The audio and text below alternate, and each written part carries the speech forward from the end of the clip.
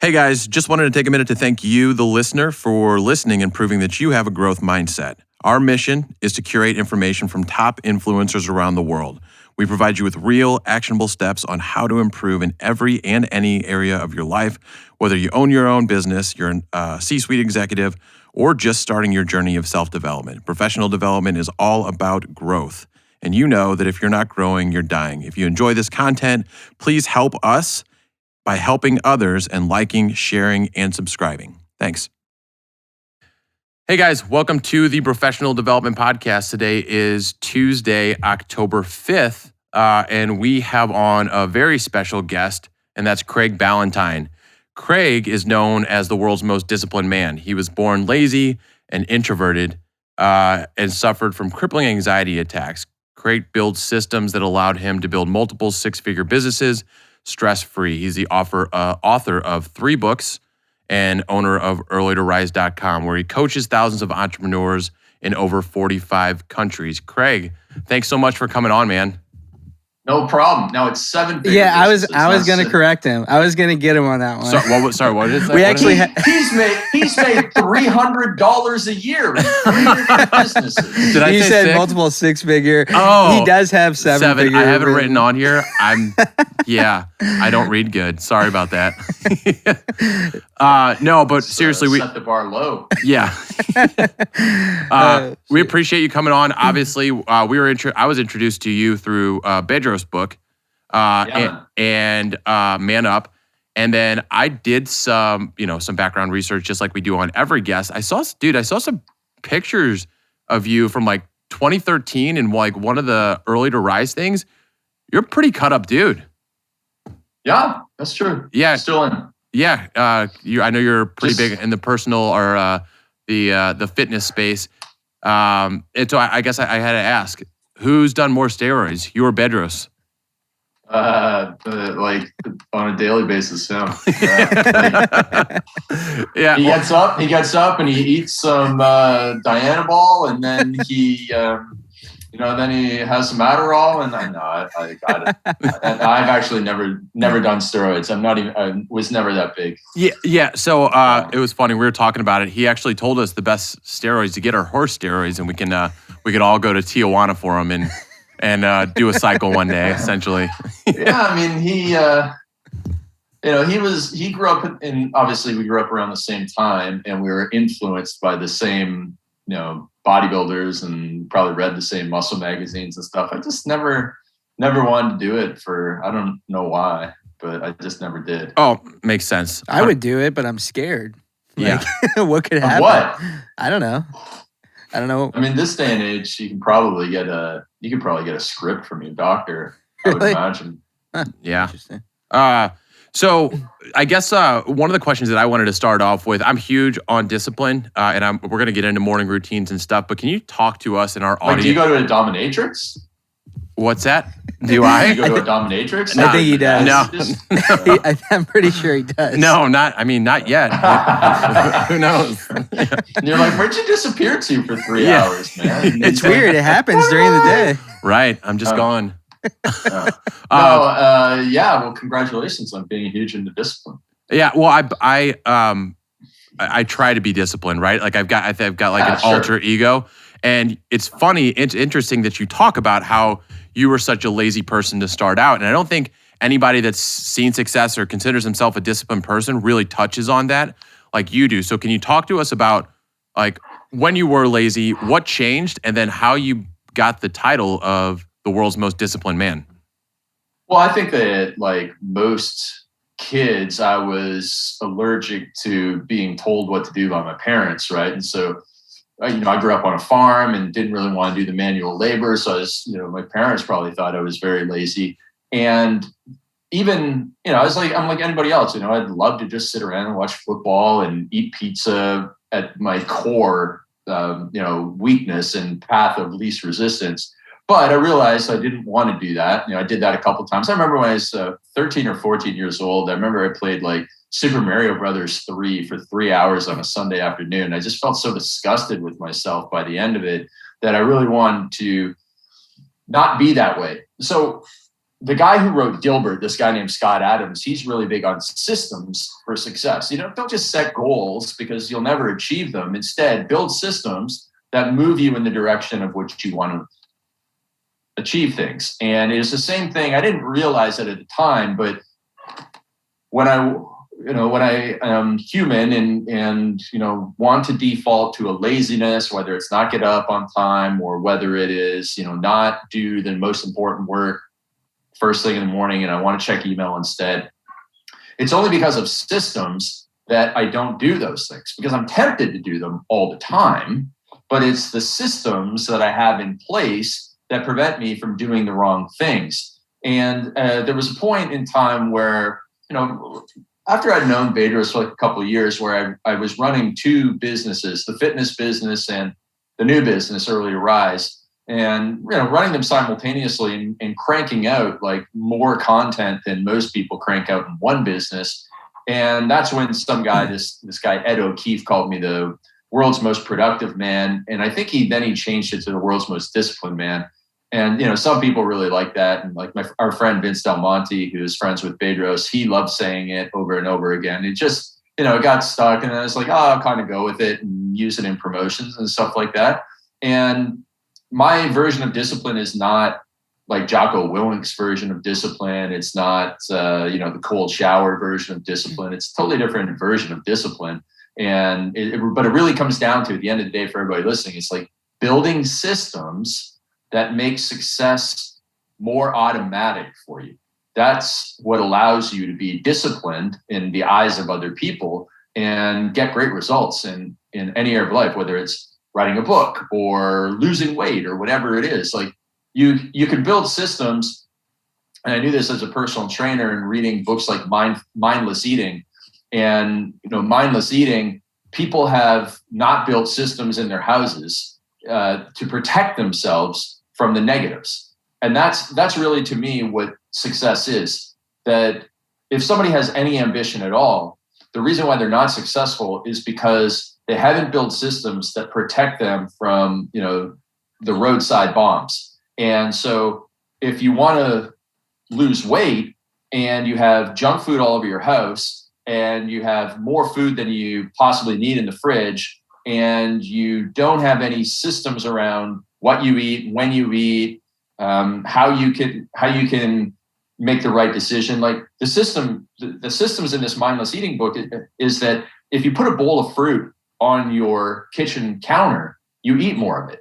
If you put fruits and vegetables at eye level in your fridge, when you open it up and the first thing you see is fruits and vegetables, you eat more of it. If you move the junk food into very hard to reach spaces, into opaque containers where you can't see what's in it, and you just make it difficult to do the bad things and you make it easier to do the right things, you make better nutrition decisions. And most people can be pretty disciplined for a fair amount of the week, but once you get to Friday night, Saturday night, et cetera, if you don't have systems to protect yourself, like another system that I used for a long time, I don't use it as much anymore, but I did a 12-hour fast every day. And 12-hour fast, like people are like, what's a 12-hour fast? That's nothing. Like, you got to be like 60-8 or you're not cool and hardcore. Well, 12 hours, like most people get into trouble the last 2 hours of the night, right? Like that's when you've already had all the calories you need in a day. Yep. But because the way that you were raised, you were indoctrinated into a system of eating while watching television. And so if you continue to watch television, that's half the system that leads to more eating. So you need to break that cycle, and you need to say, well, okay, I do a 12-hour fast. So if I do have a bowl of ice cream or anything right now at 9:30, then that means I can't eat till like 10 o'clock tomorrow morning. And I got that breakfast meeting, or I got to get up at 6 and train. That means I can't have anything after I train. For most people, like that's, some people are like, yeah, that's no problem. But for most people, it's not. So for me, I like breakfast and I don't want to miss it. So I said, okay, well, I got to stop eating now at 6:30. I want to eat breakfast at 6:30 in the morning because I get up at 4 and I want to work and blah, blah, blah. And then I'll be hungry. So it's all about systems. Yep. All systems. Yep.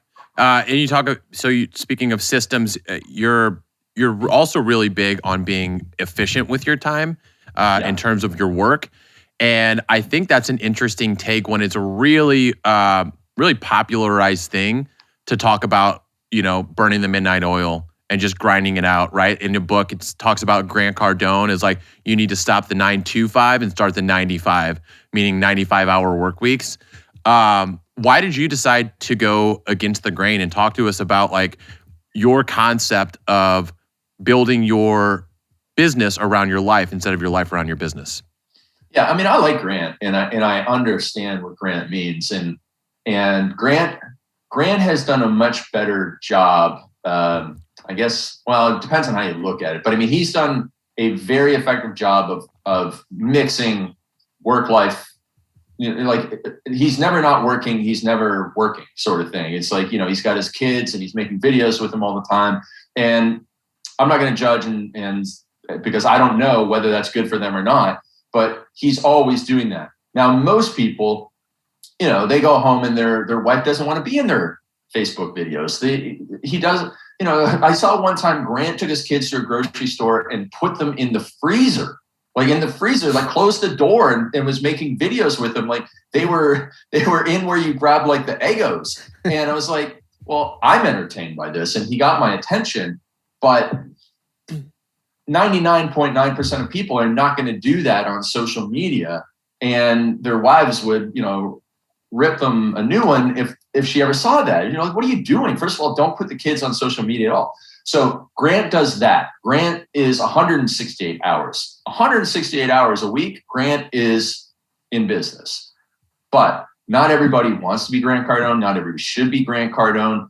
And at the end of the day, what most men are looking for is, I think, in my honest opinion, is they are looking for an old school life where there's separation of work life and home life. And their wives are probably looking for that, and their kids are looking for that.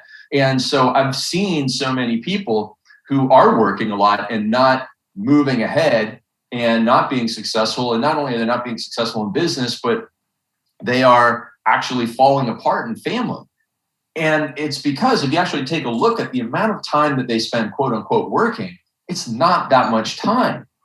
And if you actually rearrange their schedule in a way that was most conducive to productivity, and by effectiveness is actually a better word, because there's a lot of people who are very productive and get a lot of stuff done, but it's all activity and no accomplishment. So if you rearrange the schedule so that there's a lot of accomplishment, you can cut a lot of the fluff, and you can stop reading 19 email newsletters and following 95 people on social media. Like, none of that stuff is it's people put it in their work hours, but it doesn't move them ahead in any single possible way. It only actually brings negative impact into their lives. And if you just simply eliminate, if somebody's working 60 hours, you can probably eliminate 25 of those hours, and not hurt their business in any single way. In fact, improve their business, because now they have more focus, and now they're spending 3 hours on strategy away from all electronics compared to when they were spending 60 hours glued to electronics. So it's simply a matter of that. It's like, we all know people that go to the gym and they're there for hours upon hours. And we know people who have the same genetics and they're there for a much shorter amount of time getting great results. And it's like, well, yeah, you can go to the gym and do 3 sets of bench press with 3-minute rests on your phone in between. And a guy can go in there and in the same time do almost 18 sets, but because he's supersetting and not having a single second break. And it's like, okay, great. Well, you stay in there and you're still not going to get the metabolic effect as the other person. So it's simply a matter of being smart. Yeah. And prioritizing, right? It's like the Pareto principle, understanding how to prioritize. What's the 20% that's going to get me 80% of the results? And then you talk about, like, obviously there's things that you, the matrix that you talk about, which is the, walk through that, because I think it's like the 4-quadrant matrix that's important and urgent. Yeah. So Stephen Covey, or it might have been Dwight Eisenhower came up with it first, but essentially, like, you have urgent important activities, and then you have non-urgent important activities, and then you have non-urgent non-important activities, which should not even be considered, and you have non-important urgent activities, I think, is the other one. So we just ignore those last two and just focus on, most people spend most of their time in urgent important activities. And urgent important can be everything from replying to a client email, like, oh, client emailed me, I got to email them right now. Well, you probably don't. And especially in the morning, people go into their urgent important. They go in and, to them, it's urgent and important to go and see if anybody texted them overnight. It's urgent and important to see if anybody sent them a message on Facebook or an email. And it's urgent and important to go and see how many points LeBron scored last night, which is not urgent or important, right? But people will spend their most important time of the day in those activities. It's the non-urgent important activities that move you ahead in life, non-urgent important. I wanted to write a book in 2015, but it wasn't urgent, but it was very important to me. It wasn't urgent. Like if I didn't write my book today, my business was still going to make a ton of money. I could put it off until tomorrow. But if I keep doing that for my entire life, I eventually get to 60 and I'm like, well, I never wrote those books. And who knows, business, if I had a book in my business, I probably could have had a greater business. And, frankly, I really want to write books because I love books. So it's non-urgent important. It's non-urgent important for you to work on strategy. Like, oh man, I'm going to work on strategy tomorrow. You wake up, oh man, I can push that off till tomorrow. It's not that important or it's important, but I got to go and deal with, somebody might have texted me overnight. And again, it's like, that's what the average person goes through that cycle over and over and over and over and over again until they wake up one day and they go, what the heck? How did I get here? How did I get here? So we kind of modified that in my book, and we just asked 4 questions. That are going to make you an extra 10 hours a week. One, the first question is, what do you hate doing? What do you hate doing in your business? And, for me, I used to hate doing calls in the morning because that's my magic time. That's the time of day I'm more productive, creative, energetic. And not only that, but, I was spending the afternoon the day before pissed off at myself because I was like, why did I book a call tomorrow morning? I really want to work on this other thing. I'm such an idiot. So now I'm wasting all this energy the day before and I'm throwing away my time. So all I had to do was move all of my calls till after 2 o'clock. That's all I do now. I don't do any calls in the morning, and it's all the calls are after 2 o'clock. Great. Now I've saved myself a couple hours in mental energy that's being devoted to stuff that was useless. Yep. The next question is, what should you stop doing? What should you stop doing in your business that nobody else should do? This is not a delegation matter. This is an elimination matter. And it's following all those people on social media. It could be in the personal life. You should stop drinking the 2nd, 3rd, and 4th glasses of wine or the 2nd, 3rd, and 4th beers every night. Stop doing that. If you stop doing that and didn't add anything to your life, you'd be more successful because you wouldn't be feeling like crap the next day. So you'll actually be even more productive. And for me, I had to stop doing small podcasts. So, Bedros and I have done probably an equal amount of podcasts. And the last count I had was 650 times I've been interviewed on somebody else's podcast, let alone doing my own show with him and my own show with myself, each of which are over 200 episodes. So I was doing them to promote my book because one of my mentors said, every time I do a podcast, I sell like 10 to 100 books. And I'm like, okay, I got a new book out. I got to do every podcast I possibly can. So at first I was taking everything. And then you eventually get to the point where it's like, okay, it's 15 minutes before I'm transitioning into this podcast. And then I'm doing this podcast for an hour. And then it's 15 minutes to get back to work. So it's 90 minutes. And Bedros and I did this one guy's podcast, and we joked. It's like, that guy was doing that podcast in his mom's basement, and I bet you he has 5 listeners. And I go, yeah. And it was like, that was when I was like, okay, I got to stop. And so I don't do that many podcasts anymore because it doesn't matter. In that hour and a half, I could go film 5 YouTube videos that are going to be watched tens of thousands of times. Yeah. And on Instagram. For sure. Yeah. It's those needle movers, right? It's like what's going to, again, it's efficiency, it's a Pareto principle, it's prioritization.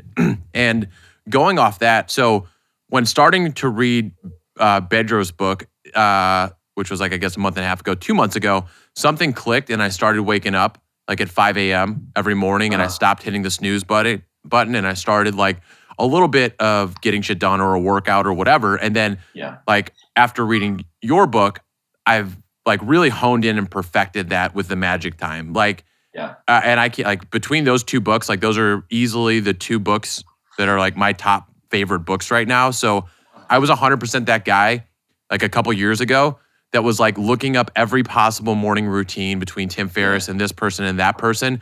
I would meditate, I would journal, I would visualize, I'd do gratitude, I'd like do a workout or whatever, right?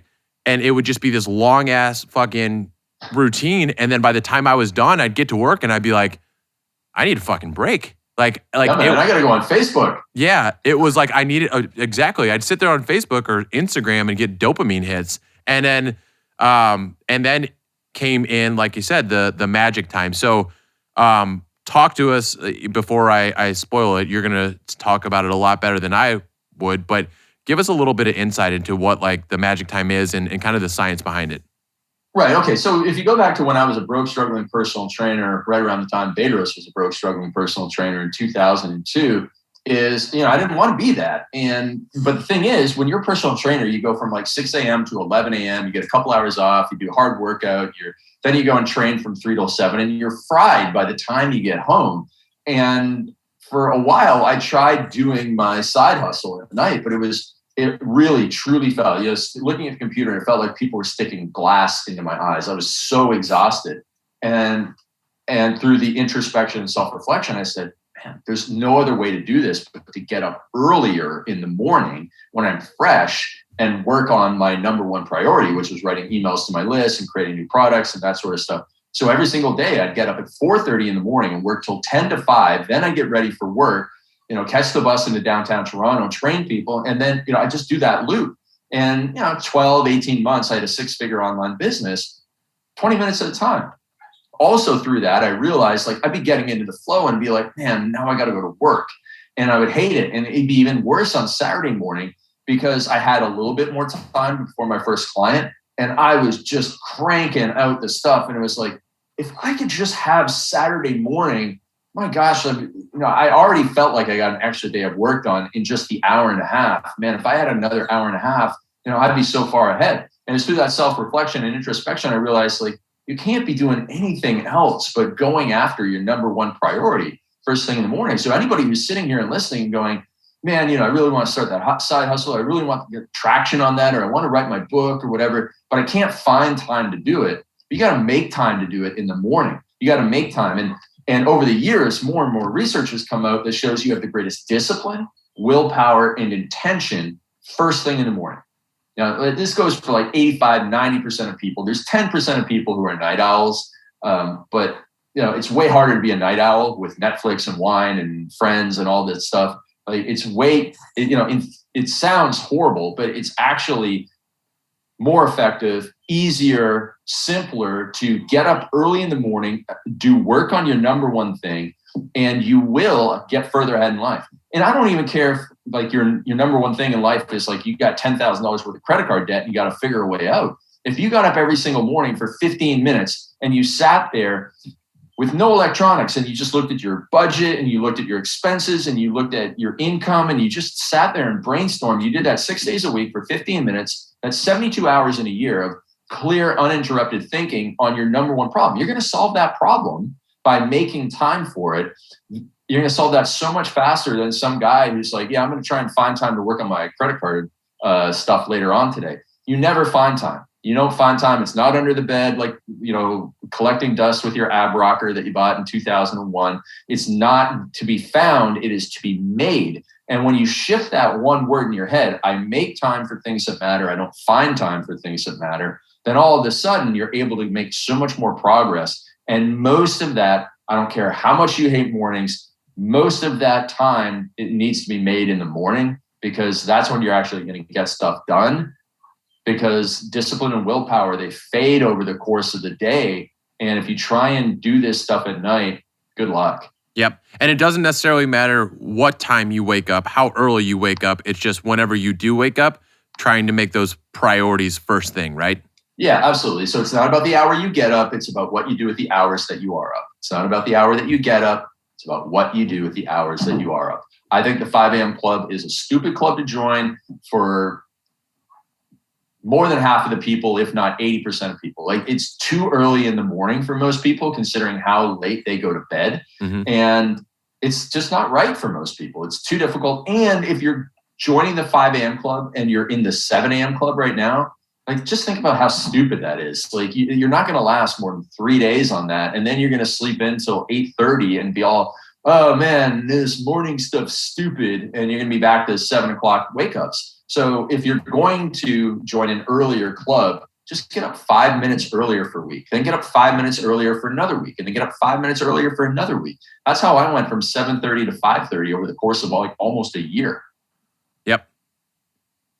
Yeah, no, I love that. And quick question on sleep. Like, how much sleep do you get?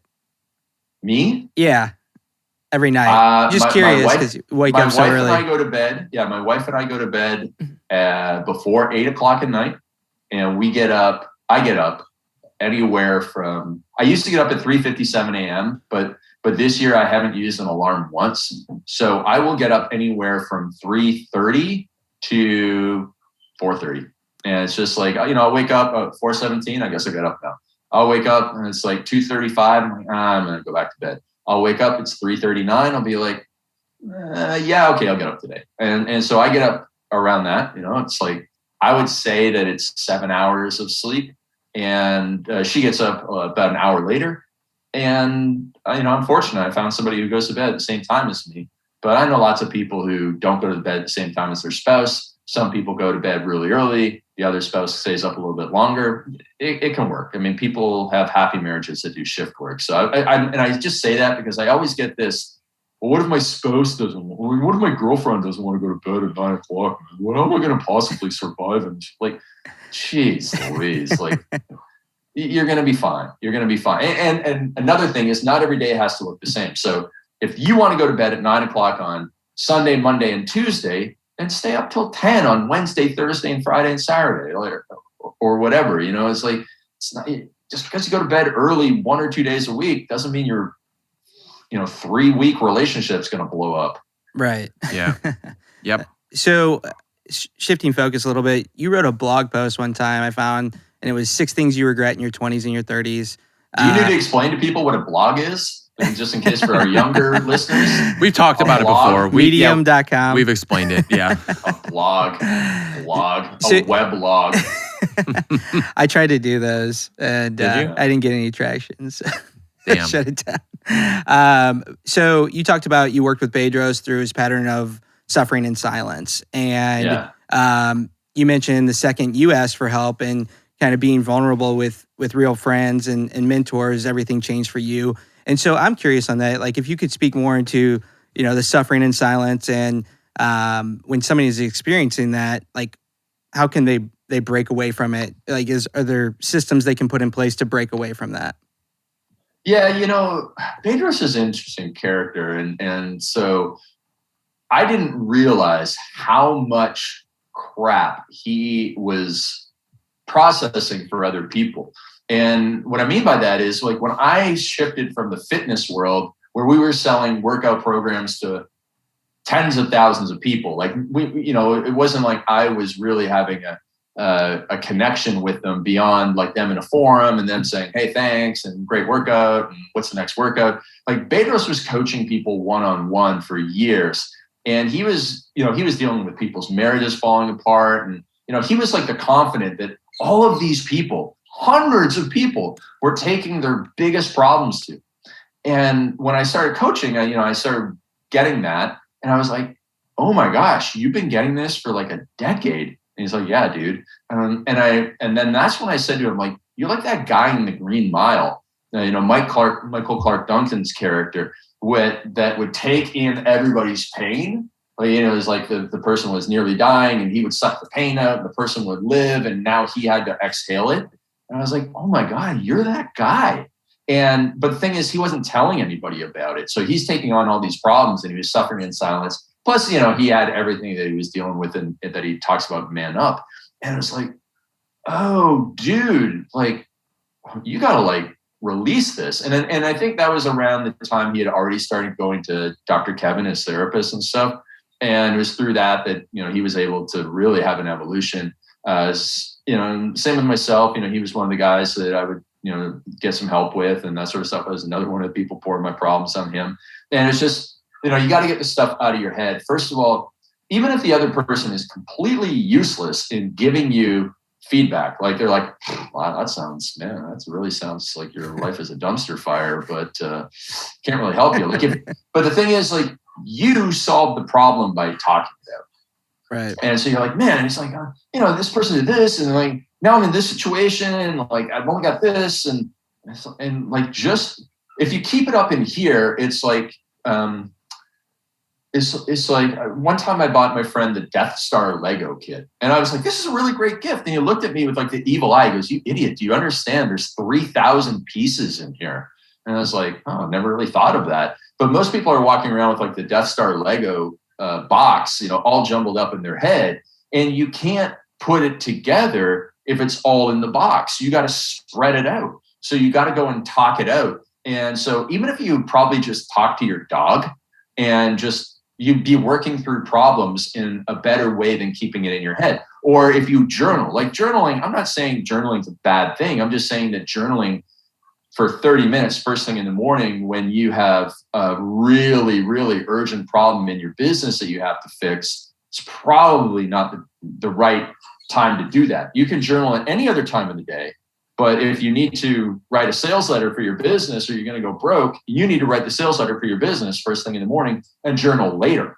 And so journaling is a valuable tool. Talking to therapists, talking to friends, talking to your dog, making videos, doing podcasts where you tell your story. All of those things are incredibly helpful because if you don't expel some of that stuff, it's like keeping the lid on a pot that's boiling and it's just going to blow up eventually. Yeah, for sure. And so those, to me, that's an external distraction in terms of I'm thinking about all this shit that's going on in my head. And, one question I have is how do you separate the emotion of the external stuff that's going on? So let's say you're going to go on, like right before you go on stage to public speak or something like that, you find out that there's a huge problem at your business. How do you turn that off so that you can go out and perform at a high level on that public speaking stage, or in business or, any situation that might come up? I'm just curious how you can somehow shut off the emotion of other things going on and still perform at a high level. Well, that's a great question. And that's just a professional's attitude. So you can go through and I was actually writing an article on this recently for my coaching clients, and you can go through and you can Google amazing athletic performances after family death or something. I forget what I was doing. And there's top 10 list of athletes who went and did something amazing after a family member died. And if you guys are at all football fans, Brett Favre's dad died on a Monday or a Sunday, and he was on Monday Night Football, and he went out and he threw for 400 yards and 4 touchdowns. And it's just it's like, Brett, your dad died the day before. And he's like, yeah, it's horrible. He's my best friend, blah, blah, blah. I'm just putting words in his mouth right now. But, it's like, it was horrible, but he's a professional. And now is his job to go out there and do the thing. And so when you watch professional sports or you go to a concert or something, you actually have no idea how that, you're like, wow, this person did, Coldplay did an amazing concert. It's like maybe Chris Martin found out that Gwyneth was ready to divorce him, on one of those concerts back in the day. And it's just but they're professionals and that's how they operate. So if you look at yourself as a professional, you go, okay, this is really horrible. But I've got to go and step on stage right now. And so I'm going to use my regular routine that anchors my mindset. I've got my presentation locked and loaded. I'm going to go and deliver this. It's almost like an out-of-body experience, right? Where it's just I'm going to separate my emotions from the job that has to be done, and I'm going to go and do it.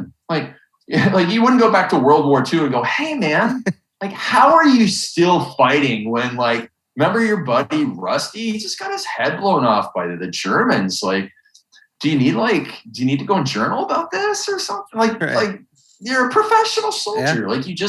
You don't have those options. And I think that we're a little soft and coddled to think my goodness, my brother-in-law stubbed his toe today, so I'm going to have to take a mental health day today and not be able to, you just don't have that option. And so, right.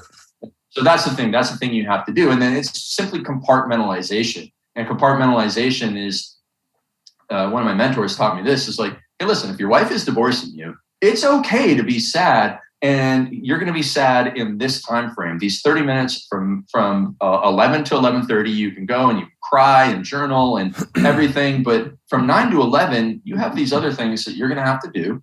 And then you're going to have that compartmentalized, and then you're going to get back into the swing of things. So, if you are a professional, you don't have those options. For sure. Absolutely. Yeah. Thank you. And we obviously want to be cognizant of your time. A couple more questions. One thing we do is we have always given opportunity for our fans to ask a question whenever they know that a guest is coming on. So our fans are known as the Only Fans. And so today we have an OnlyFans question. The idea is we ask you, and I don't do OnlyFans. No, okay. But I'll do your OnlyFans. The question. You could post those 2013 photos and it might make a few bucks. Yeah, there you go, man. There you go. And so this, the idea is you get the opportunity to help one of our fans in real time. So this question comes from Jeffy from Zimbabwe.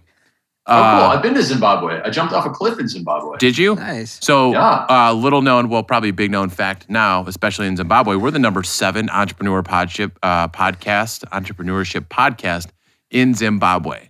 So we are number 7. Are there only 8 podcasts? Rich, will you cut that? 6. Will you cut that, Rich? No. But we're super popular in Zimbabwe.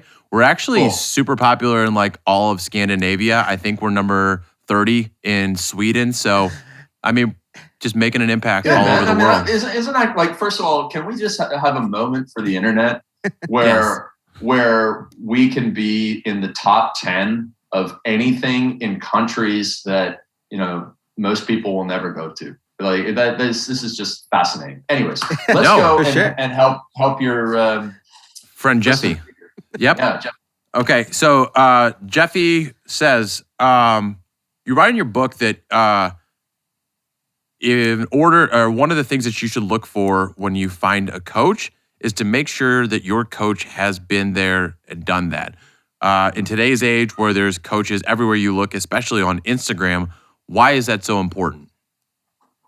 Oh, that's a good question. And the answer is, if you were going to climb Mount Everest, who would you talk to? Somebody who has, watched a movie about climbing Mount Everest, or would you go and talk to somebody who's climbed Mount Everest? If you wanted to bench press 500 pounds, would you talk to somebody who, has a personal training certification and has, never benched over 135 pounds? Or would you go to some guy who has no certification, who's benched 600 pounds and go, how did you get to 500?